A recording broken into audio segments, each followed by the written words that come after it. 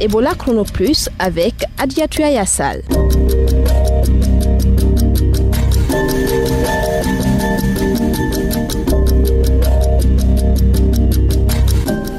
Vous écoutez Ebola Chrono Plus, bienvenue. Amélioration des conditions d'hygiène dans des structures sanitaires de Zérékoré. Plus de détails dans un instant. Grand reportage s'intéresse à la fièvre typhoïde. Près de 10% des patients de l'hôpital préfectoral de Kindia en souffrent. Les détails tout à l'heure avec notre reporter Asmaou Diallo. Également dans cette émission, symptômes et prévention de la fièvre typhoïde avec notre spécialiste des questions de santé. Et pour finir avec le sommaire, l'invité du jour, le docteur Fodé Amara Traoré, médecin infectiologue à l'hôpital de Donka, nous parlera du traitement contre la typhoïde.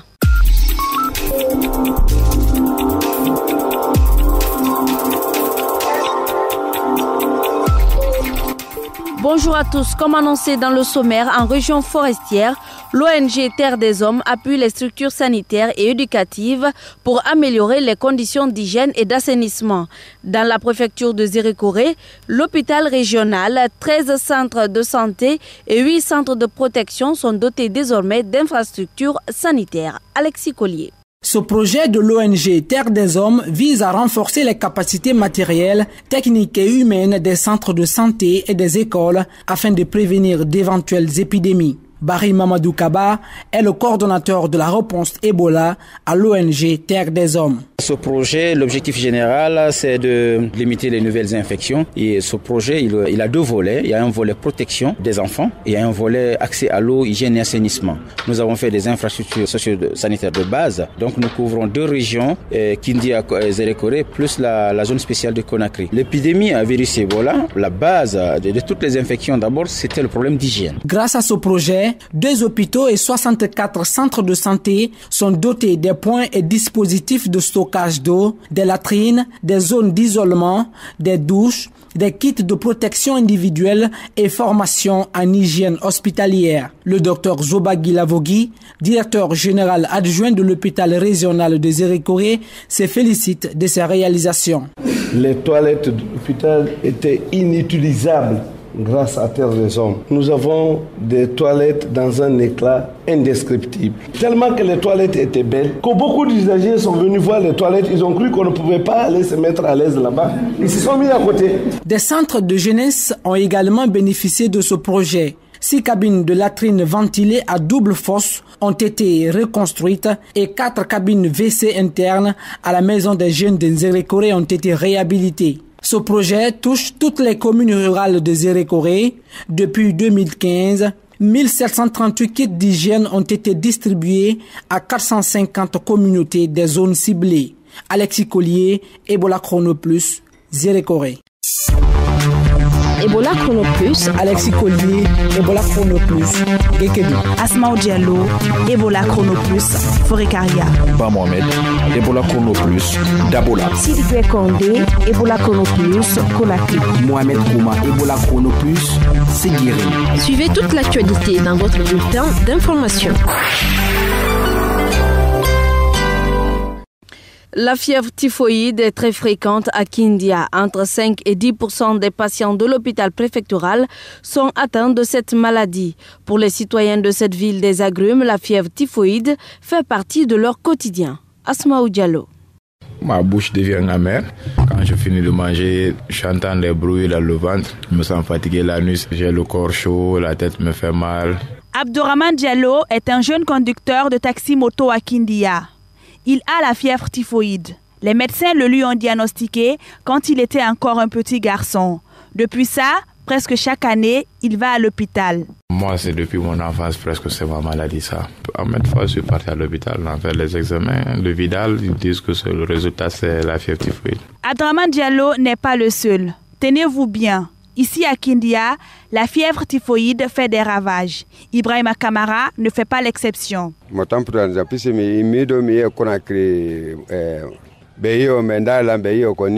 Cette maladie me fait souffrir. Je suis allé à Conakry pour me faire consulter. Les médicaments qu'on m'a prescrits coûtent un peu cher et je n'ai pas les moyens. Dans mon quartier ici à Kassia, tout le monde se plaint de la fièvre typhoïde.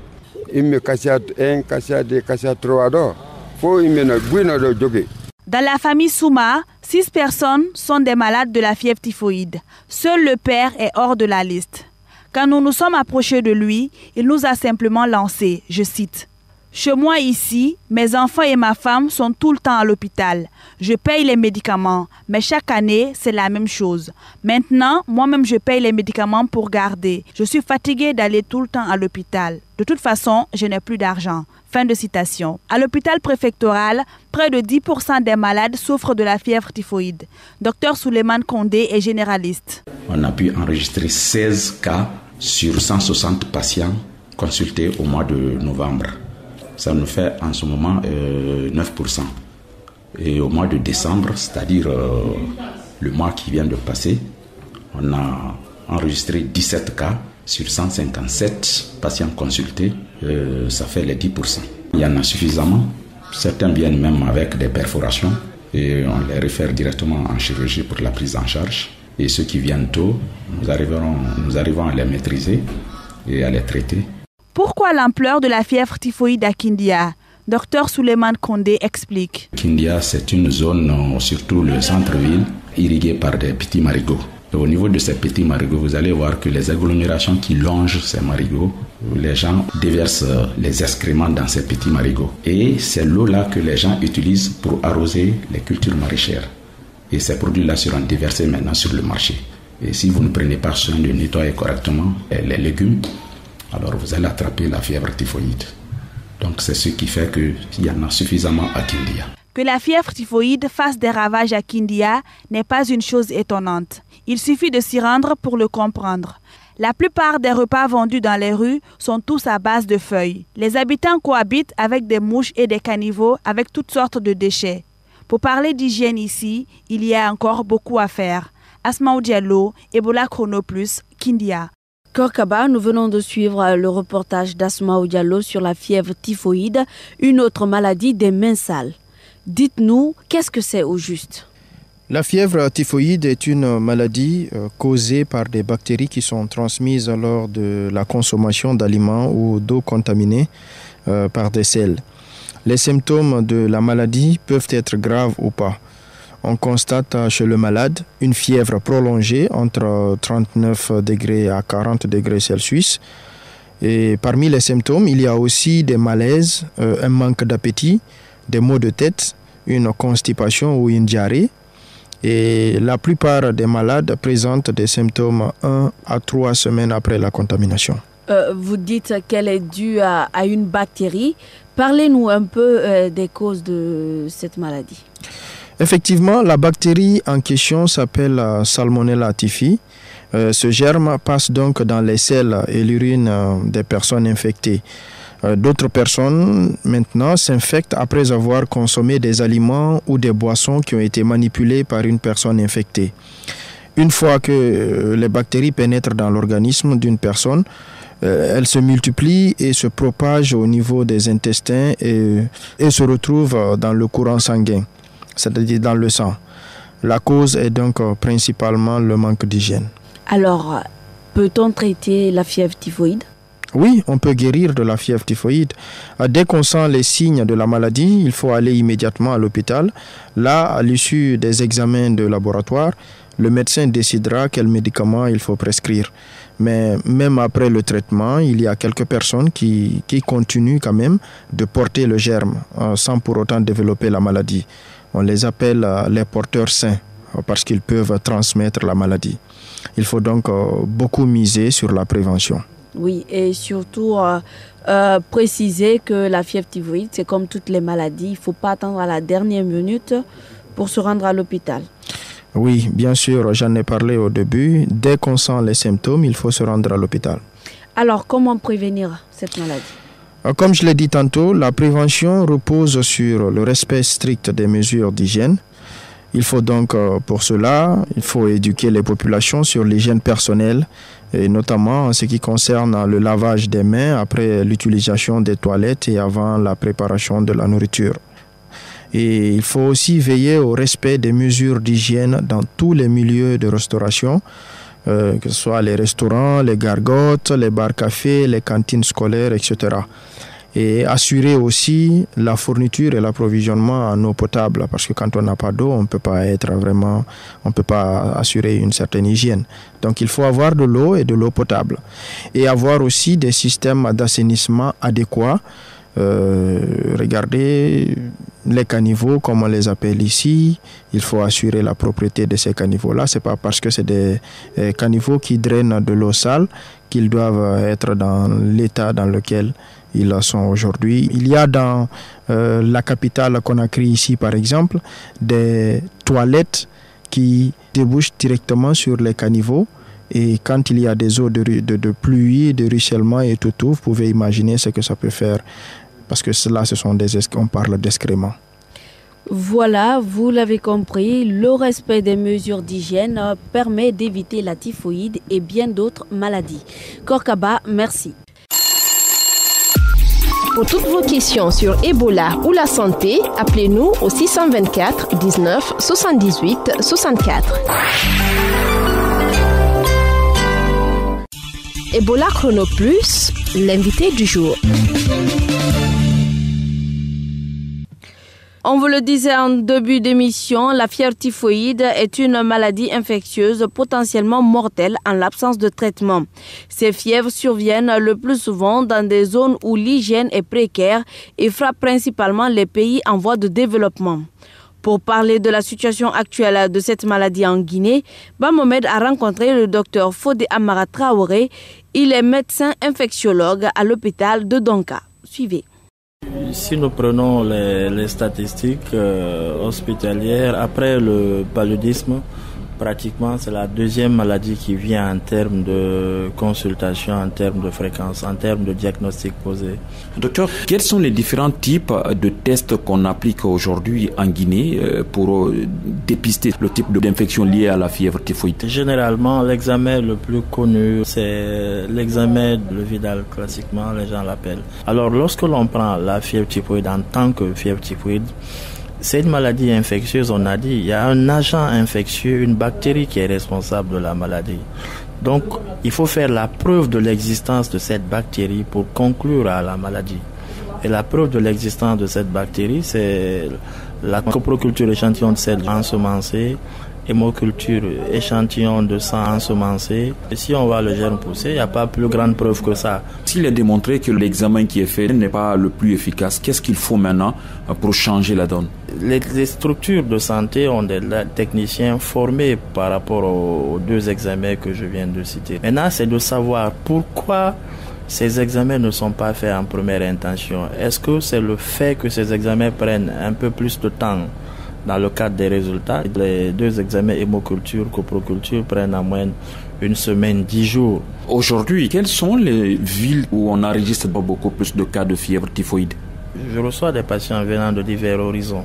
Les gens viennent vous voir, ils disent qu'ils ont la fièvre typhoïde. Et ce qui est grave dedans, les gens disent que leur fièvre typhoïde ne guérit pas, que c'est une maladie qui est là, ils ont pris tel médicament, ça ne guérit pas. Si le diagnostic est posé correctement, si le traitement est pris correctement, au bout d'une semaine, 10 jours au maximum, c'est un microbe qui est là, le microbe il est détruit. Mais est-ce que les médicaments qui sont prescrits sont appropriés? Quand je prends les médicaments et qu'on doit prescrire en première intention chez les patients, ce sont des médicaments facilement accessibles. Les boîtes ne coûtent pas 20 000 ou 30 000 francs guinéens, 40 000 maximum, non. Le problème, est-ce que c'est pris correctement? Vous savez, la plupart des patients, quand ils commencent à prendre un traitement, au bout d'un jour, 2 jours, dès qu'il y a une amélioration de la symptomatologie, ils arrêtent. Donc ça peut amener à des résistances. Est-ce que comme certaines maladies, peut-on parler de campagne de vaccination contre la fièvre typhoïde? Je dirais beaucoup plus campagne de sensibilisation contre la fièvre typhoïde. La fièvre typhoïde est une maladie des mains sales, tout comme le choléra. La manière dont normalement on devrait avoir honte de dire qu'on fait le choléra, mais c'est de cette manière on doit se gêner de dire qu'on fait la fièvre typhoïde. Moi, quand les gens viennent me voir et disent je fais la fièvre typhoïde, ils sont fiers de dire ça, c'est ma maladie. Je me rends compte qu'ils ne savent pas qu'ils ont un problème d'hygiène à leur niveau. obligatoirement, pour que l'on développe la maladie, il faut qu'il passe par la bouche. Et pour passer à travers la bouche, soit c'est avec un aliment qu'on n'a pas nettoyé correctement ou convenablement, le germe est ingéré, ou bien on a serré la main de quelqu'un qui ne sait pas nettoyer correctement les mains, et puis on vient manger après. Mais on a entendu beaucoup de personnes, moi j'ai la fièvre typhoïde, je ne dois pas prendre des feuilles, je ne dois pas manger des fruits. Est-ce que cela est fondé au niveau des structures sanitaires? Ce n'est pas en mangeant une mangue qu'on développe la fièvre typhoïde. La laitue ne donne pas la fièvre typhoïde. Le lait ne donne pas la fièvre typhoïde. Non, c'est la mangue souillée par le germe. Le lait contaminé, oui. Les feuilles contaminées, oui. Donc il n'y a pas de restriction alimentaire en tant que telle. C'était le docteur Fodia Mara Traoré, médecin infectiologue à l'hôpital de Donka. Ebola Chrono Plus, à vous la parole. Nous passons à présent aux questions des auditeurs avec Asmaou Diallo. Bonjour. Bonjour Adiatou et bonjour à vous, chers auditeurs. Aujourd'hui, nous allons parler de l'hypertension artérielle. Écoutons les questions de cet auditeur.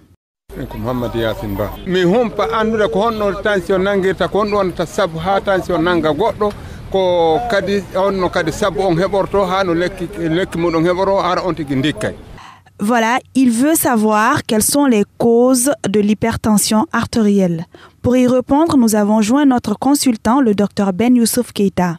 Qu'est-ce qui provoque l'hypertension? Il y a d'abord le mode alimentaire. Tout ce qui peut faire que votre volume sanguin augmente, à la longue peut vous provoquer une hypertension. C'est-à-dire quoi? Quand vous consommez beaucoup de sel, obligatoirement, vous allez consommer beaucoup d'eau. Et quand vous consommez beaucoup d'eau, beaucoup d'électrolytes, vous allez procéder à un déséquilibre entre le liquide extracellulaire et le liquide intracellulaire ionique, et le volume sanguin va augmenter. La tension peut augmenter. Ça, pour ceux qui consomment beaucoup de sel et consomment aussi des aliments frélatés au sel, tels que des cubes, tout ce qui s'ensuit. Deuxième cause, quand vous consommez beaucoup de graisse, la graisse se dépose en forme de plaque d'athérome au niveau des vaisseaux, diminuant ainsi le rayon de l'artère.